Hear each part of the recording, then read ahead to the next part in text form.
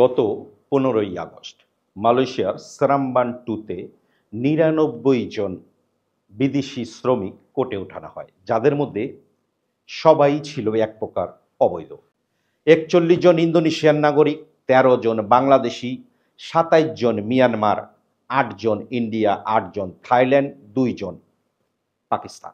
Malaysian ইমিগ্রেশনের নিয়ম অনুযায়ী এদের অনেকের সাথে পাসপোর্ট পাওয়া যায় নাই, অনেকের কিভাবে মালয়েশিয়াতে ঢুকছে তার কোনো প্রমাণ মিলে নাই।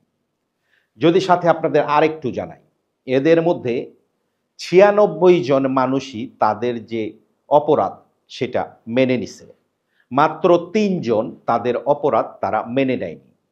ইমিগ্রেশনের নিয়ম অনুযায়ী ইমিগ্রেশন যখন আপনাকে কোর্টে তুলবে তখন আপনাকে জিজ্ঞেস করবে আপনি যে অবৈধ আছেন, আপনার সাথে পাসপোর্ট পাওয়া যায় নাই, কিংবা আপনি মালয়েশিয়াতে অবৈধ পথে প্রবেশ করছেন, এটা যে আপনি অন্যায় করছেন সেটা কি আপনি মানেন? যদি আপনি সেটা মানেন, ক্ষেত্রে কোর্ট থেকে সাথে সাথেই আপনার সাজা শোনানো হবে। আর যদি আপনি সেটা না মানেন যে আমি কোনো অপরাধ করি নাই, সেই ক্ষেত্রে আপনার মামলা কন্টিনিউ হবে, মানে আপনার জন্য কোনো উকিল দাঁড় করাতে হবে। যেই ৩ জন ব্যক্তি অস্বীকার করছে যে আমরা কোনো অন্যায় করি নাই, তার মানে তাদের জন্য কিংবা তাদের পক্ষ থেকে কোনো উকিল দাঁড় করানো হয়েছে তাদের ফ্যামিলি মেম্বারের দ্বারা।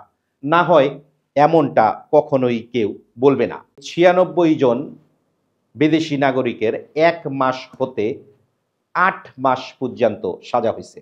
কারো ১ মাস, কারো ২ মাস, কারো ৩ মাস, কারো ৮ মাস। প্রশ্ন থাকে এখানে, কেন ১ মাস কিংবা ৮ মাস? কথা হচ্ছে যারা বৈধভাবে মালয়েশিয়াতে এসে অবৈধ হয়েছে তাদের সাজা, আর যারা থাইল্যান্ড কিংবা ইন্দোনেশিয়া দিয়া মালয়েশিয়া আসছে, আপনার ইমিগ্রেশনে কোনো রেকর্ড নাই, তাদের সাজা এক হয় না। যাদের কাছে পাসপোর্ট আছে তাদের সাজা, যাদের কাছে পাসপোর্ট নাই তাদের সাজাও এক হয় না, যার কারণে কোর্ট থেকে তাদের সাজা হয়েছে কারো ১ মাস, ৮ মাস পর্যন্ত। ১ মাস থেকে শুরু করে ৮ মাস পর্যন্ত। এখানে জরিমানার অঙ্কটাও আপনাকে যদি আমি একটু দেখাই যে ভিন্ন। ১,০০০ টাকা থেকে শুরু হয়েছে জরিমানা ১০,০০০ টাকা পর্যন্ত। এই অবৈধ শ্রমিকদের যারা যারা কাজ দিছে মালয়েশিয়াতে, সেই মালিক পক্ষেরও অ্যারেস্ট করা হয়েছে। তাদেরকেও ৩ জন মালিকরে কোর্টে তোলা হয়েছে, যাদের মধ্যে মালয়েশিয়ান এবং থাইল্যান্ডের নাগরিক ছিল। কথা হচ্ছে, যারা সাজা হয়ে গেল, এই যে ৯৬ জন অবৈধ শ্রমিকের, তাদের নেক্সট প্রসিডিওর কি? নেক্সট প্রসিডিওর হচ্ছে তাদেরকে জেলে পাঠানো হবে, এবং জেলখানায় যার যেই সাজা হয়েছে সেই সাজা শেষ হওয়ার পরে তাকে ইমিগ্রেশনের ক্যাম্পে পাঠিয়ে দেওয়া হবে, এবং সেখান থেকে আপনি চাইলে সেই ব্যক্তিকে বাংলাদেশে কিংবা ইন্দোনেশিয়া, মিয়ানমার, যেই দেশের নাগরিক সেই দেশে পাঠাতে পারেন। কথা হচ্ছে কিভাবে পাঠানোর প্রসিডিওর একেবারে সোজা। আপনি ইমিগ্রেশনের ক্যাম্পে গিয়ে জিজ্ঞেস করবেন এই ব্যক্তিকে কবে দেশে পাঠানো যাবে।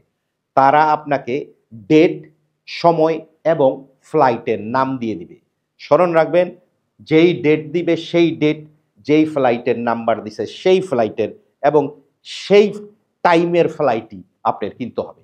অন্য কোনো ফ্লাইট অন্য কোনো ডেটে দিলে হবে না, কারণ ইমিগ্রেশন থেকে একসাথে একজন লোক বাংলাদেশে কিংবা কোনো জায়গায় পাঠায় না, তারা একসাথে একটা গ্রুপ পাঠায়, যার কারণে তারা আপনাকে ডেট, সময়, ফ্লাইট নাম্বার দিবে। কথা হচ্ছে, যাদের যাদের ১,০০০ থেকে ১০,০০০ পর্যন্ত জরিমানা হলো, সেই জরিমানা আপনি কোথায় পেমেন্ট করবেন? আপনি জরিমানা পেমেন্ট করতে হইলেই আপনার কোর্টে কিংবা ইমিগ্রেশনে, ২ জায়গায় আপনি পেমেন্ট করতে পারেন।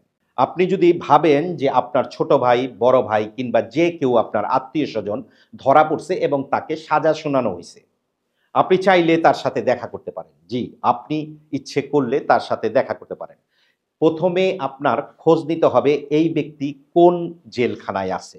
সেটা কিভাবে খুঁজে পাবেন? আপনি যেই কোর্টে তারে দাঁড় করানো হয়েছে সেই কোর্টের কেস নাম্বার যদি আপনি জানেন, তাহলে আপনি কোর্টে গিয়া জিজ্ঞেস করলেই ওনারা জানিয়ে দেবে যে ওনাকে কোন জেলে পাঠানো হয়েছে। সাধারণত আপনি সেখান থেকে যদি কোনো খোঁজ না পান, আপনি ইমিগ্রেশনের পঙ্গোয়াট কুয়াশায় গেলেও তারা আপনাকে জানিয়ে দেবে কোথায় পাঠানো হয়েছে। যেহেতু এই 96 জন ব্যক্তিকে সেরামবান ট্যুর কোর্টে দাঁড় করানো হয়েছে, তার মানে এরা সেরামবানের আশপাশেই থাকবে। সেরামবানের ইমিগ্রেশনের কাছে খোঁজ নিলেই আপনি জানতে পারেন এবং কিভাবে দেখা করবেন সেটা সেখানেই জানতে পারবেন। দেখা করাটা কোনো বড় বিষয় না, তবে অনেক ক্যাম্পে আপনি সরাসরি গেলে দেখা করতে পারেন। অনেক ক্যাম্পে আপনার আগে গিয়ে অ্যাপয়েন্টমেন্ট নিতে হবে। ওনারা যেই দিন আপনাকে অ্যাপয়েন্টমেন্ট দিবে সেই দিন সেই সময়ই আপনি ওই ব্যক্তির সাথে দেখা করতে পারবেন। ভালো থাকবেন। পিডব্লিউর পক্ষ থেকে ধন্যবাদ।